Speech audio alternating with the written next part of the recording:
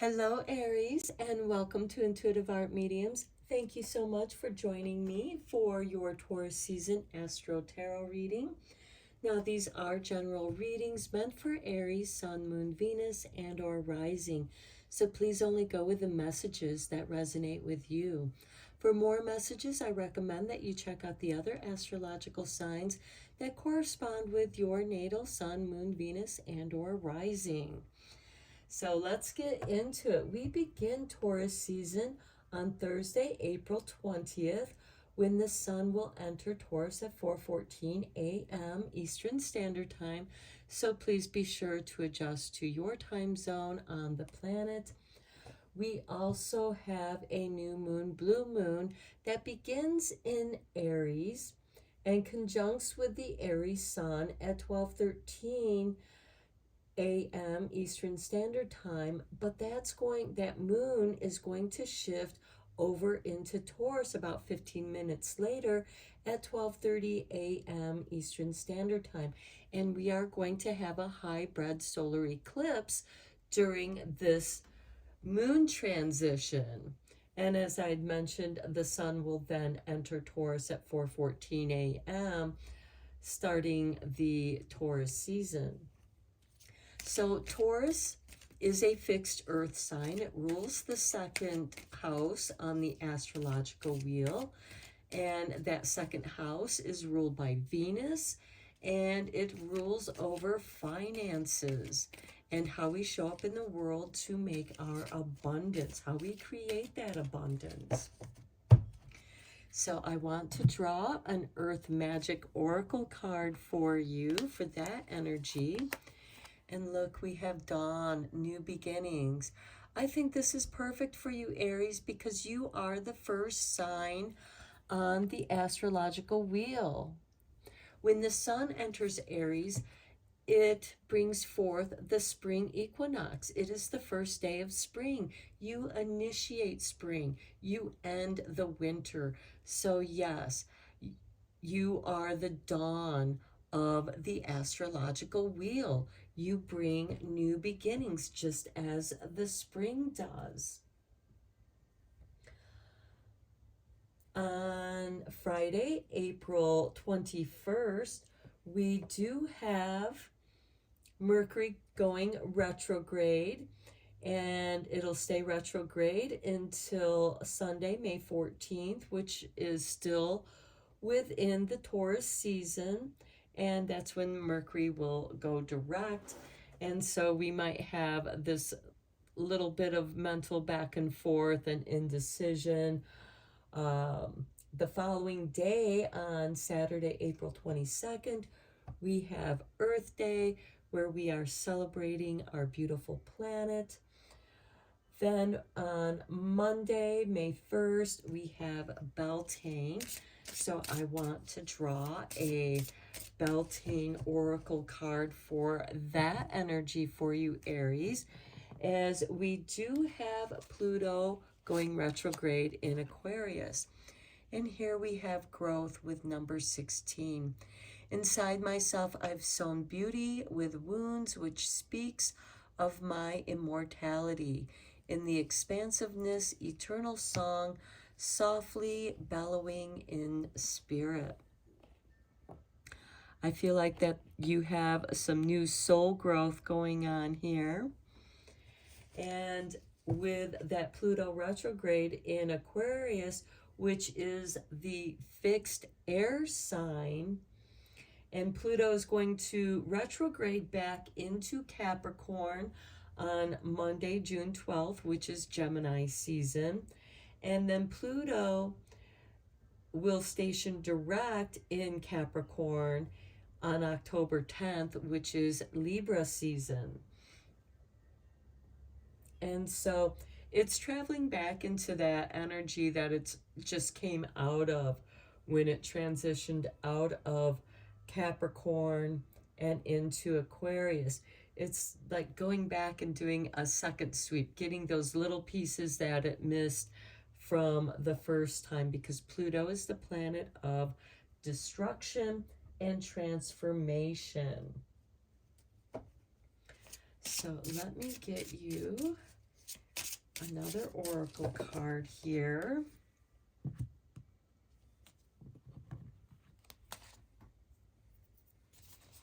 And we have 20 with the ring. This is about commitments, promises, taking vows, making a promise. This could be a promise that you make to yourself. This could be that new beginning to grow. So let me read you the message of that card from this book.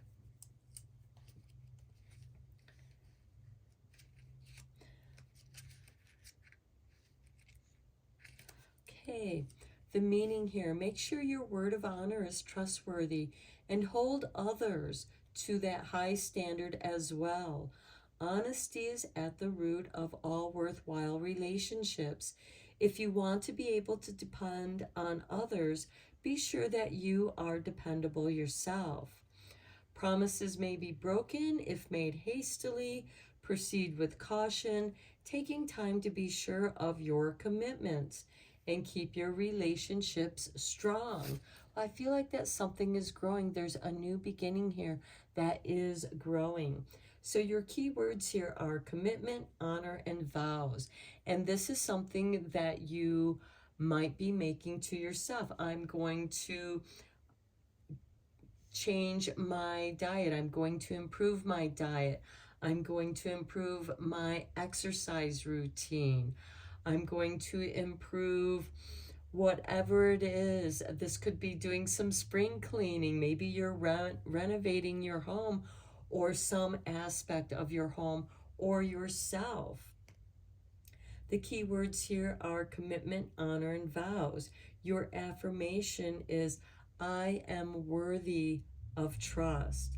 And your challenge here is, are you honoring your promises?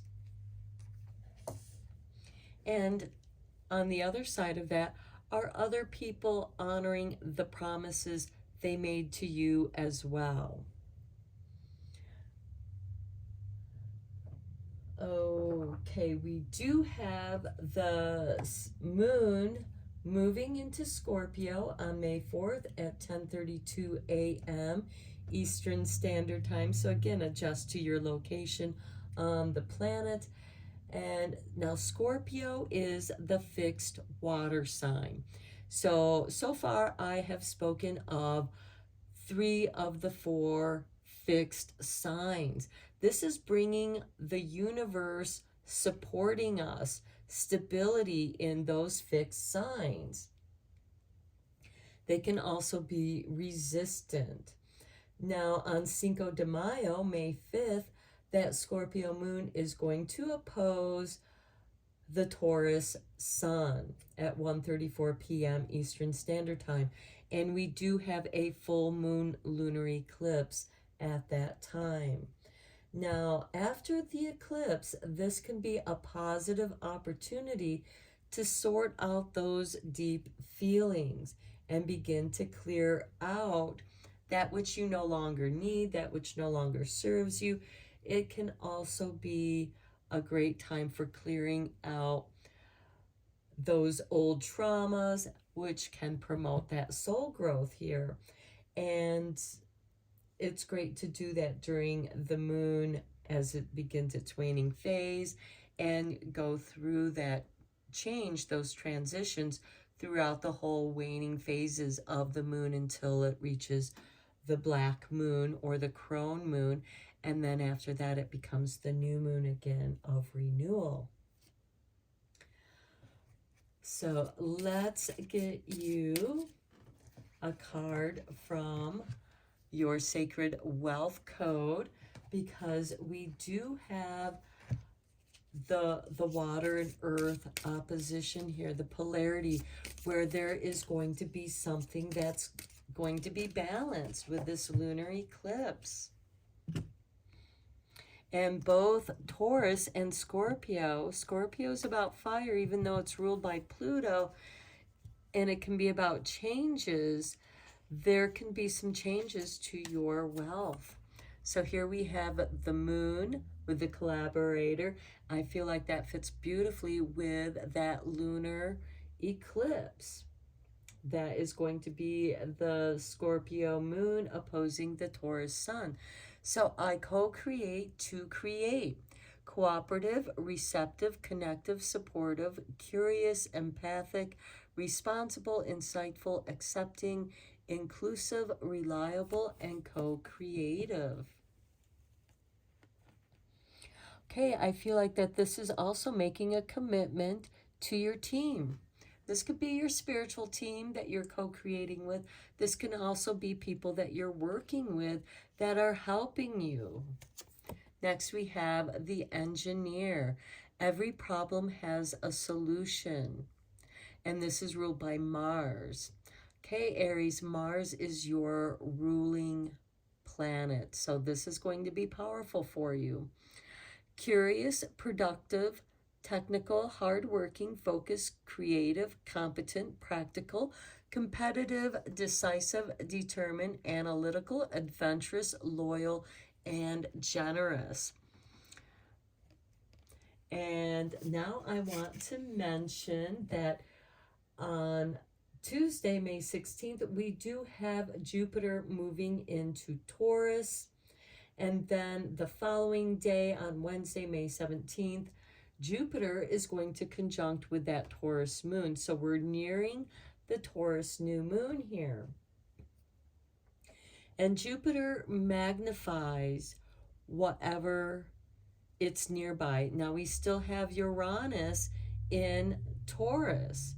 That can bring about new changes, sudden changes of events. But Jupiter is also very beneficial, adventurous, abundant. It wants to come in and have a good time and make sure that everybody else is having a good time, because when your work is something that you love and enjoy, it's not work, it's play. It's something that you love doing. And now we have, on the final day of Taurus season, Mars, your ruling planet Aries, entering Leo on May 20th, which is Saturday. Now, Leo is the fourth fixed sign. It's the fixed sign of fire. It also rules the fifth house of creativity, and it is going to oppose Pluto retrograde in Aquarius, which, as I mentioned, is the fixed air sign. So let's go deeper into this reading with the tarot. And that opposition, I feel like that Mars in Leo is giving you this activation because your fire sign as well, Aries. And so that Mars energy, your planet, it's going to be trining with you in that Leo house of creativity. And then with Pluto retrograde, there's going to be some changes, some adjustments that you're going to make in your plans that I think are going to be positive. This could just be getting motivated, getting started with this new beginning and making some growth. This could be like pruning the tree so that new growth can arise during this spring season. We start off with the Tower. Here we have divine intervention. This, even though this card can be devastating, it can be much like that Pluto energy where it just comes in and wrecks everything. But this Tower card is the truth liberating you. You're being set free with this divine intervention. This is, excuse me, I'm losing my voice here. This is your first week of Taurus.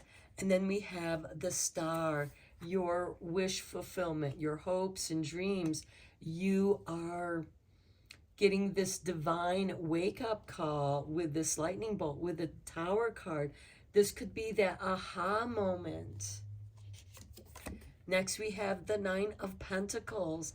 This is a card of financial abundance. This is someone who is self-sufficient, independent. And we have the Four of Cups here.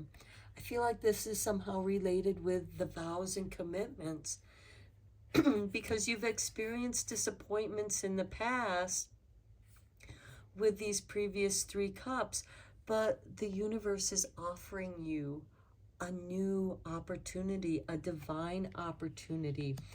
And with the Star card and this Nine of Pentacles, I feel like that this can be a positive shift in your finances.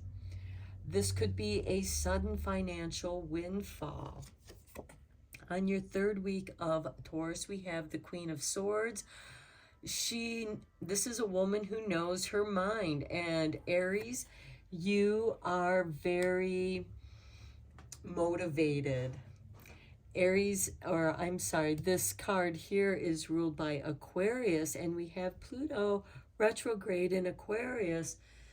And the Queen of Swords is about separating, getting rid of that which no longer serves you. Next, we have the Seven of Wands. You are standing your ground. You are taking the higher road. This is showing that you are trustworthy, that you do keep your word despite the odds. Next, we have the High Priestess. This is a beautiful card. This is ruled by Scorpio energy.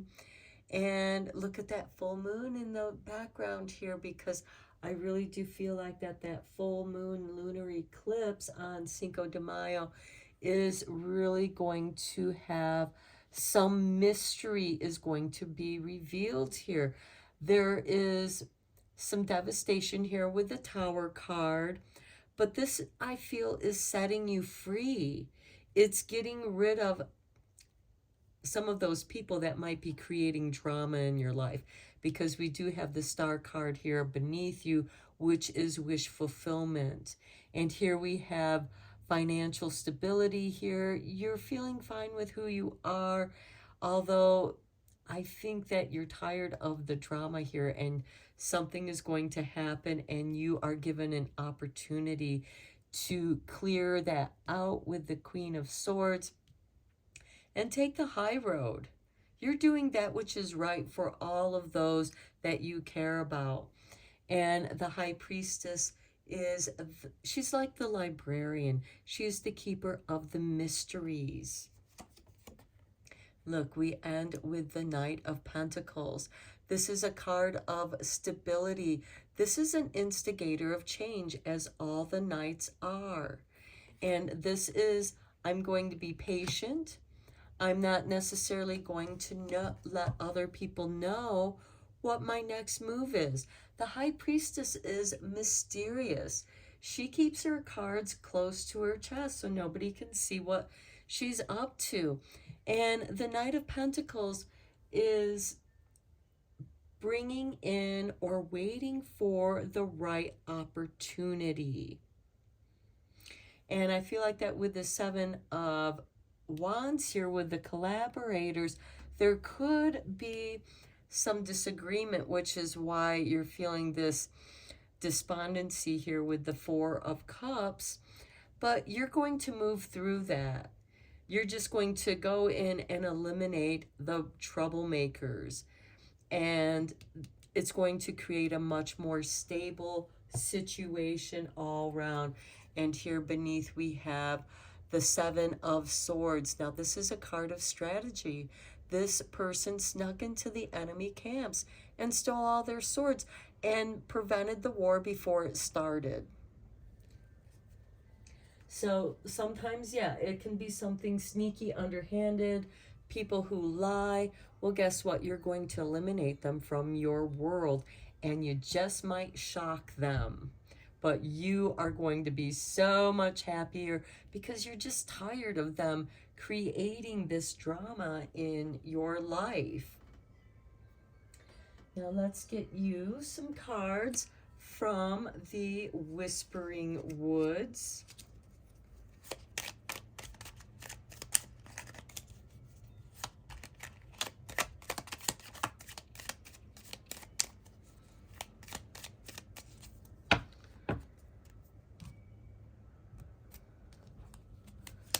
Okay, and we begin with the night. Find comfort in the night where the world switches off and the stars burn bright. And right here we have the star card. And this will be a great time for you to also pay attention to the astrology that's going on, because the star is ruled by Aquarius and it also rules over astrology. So the astrology that's going on during Taurus season can have a very profound impact on you, Aries. Look at this wish fulfillment with this star card. Okay, I'm going to move this up here. Okay, make a wish with a dandelion in the wind. You know how the dandelion, when it goes to seed, has that poofy white ball of seeds, and you blow on it and all the seeds are released into the breezes. That is your wish making, and the star is that wish fulfillment. Next we have a grounded. That's that Knight of Pentacles. He's very grounded. Keep to your roots and stand taller than the trees. I feel like that also calls to the Seven of Wands, standing your ground, taking the higher ground, doing that which is right for you. And look, we have hope, which is also connected with the star card here. An idea like a single acorn can start a wondrous forest. Okay, I like how that is with the High Priestess. She can also bring the mystery of hope. We don't know how it's fulfilled. It's a mystery. It's wish fulfillment. You've been wishing on it, and the High Priestess has been working her magic to make it come true. So let's get you a couple divine doors and see what's opening up for you, Aries.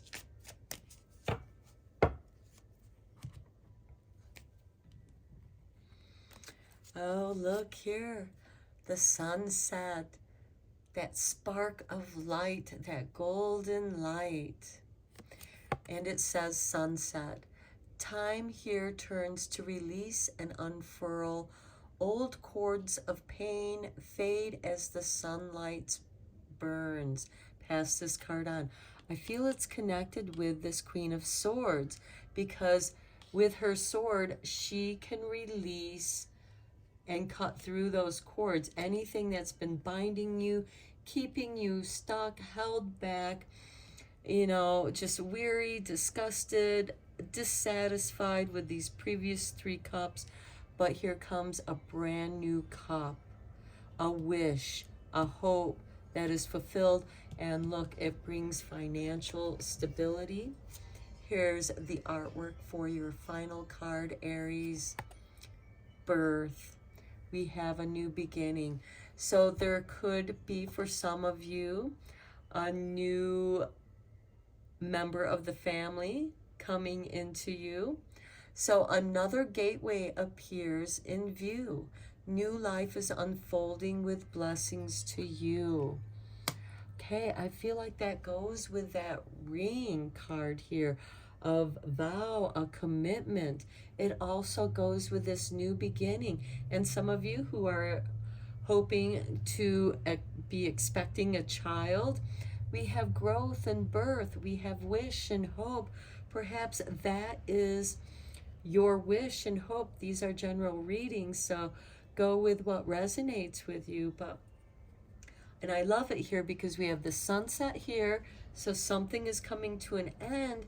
But then we have this rebirth, this birth card of something new coming forth for you, Aries. Okay, I'm going to end your reading here. I hope that you found it inspiring and helpful. And thank you so much for joining me, liking and subscribing to my channel. I appreciate each and every one of you. And until next time, take care, my friends.